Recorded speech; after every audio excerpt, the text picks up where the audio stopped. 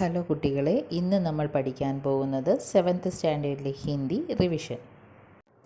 नीचे दिए गए शब्दों में से സഹി അർത്ഥ വാലെ ശബ്ദ് ചുൻകർ ലിഖിയെ. താഴെ 4 വേർഡ്സ് തന്നിട്ടുണ്ട്, ബ്രാക്കറ്റിലും 4 ആൻസർ തന്നിട്ടുണ്ട്. ഏതാണ് കറക്റ്റ് അത് കണ്ടുപിടിച്ച് എഴുതാനാണ് പറഞ്ഞിട്ടുള്ളത്.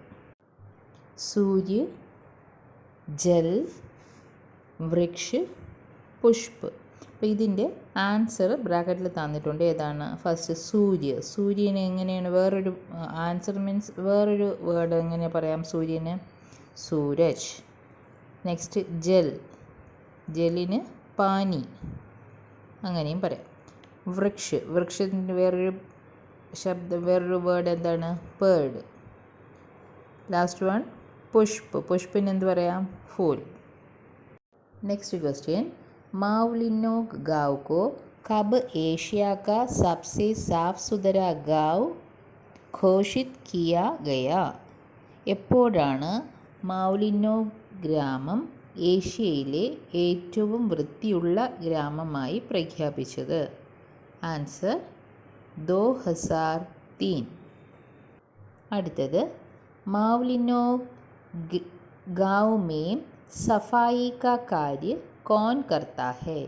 മാവ്ലിനോഗ് ഗ്രാമത്തിൽ ശുചീകരണ പ്രവർത്തനങ്ങൾ നടത്തുന്നത് ആരാണ്?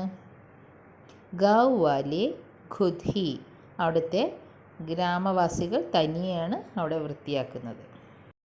ഗാന്ധിജി കി നമക് കഥ കിസ്നെ ലിഖ? ഗാന്ധിജിയുടെ ഉപ്പ് കഥ എഴുതിയത് ആരാണ്? ഉദയൻ വാജ്പേയി.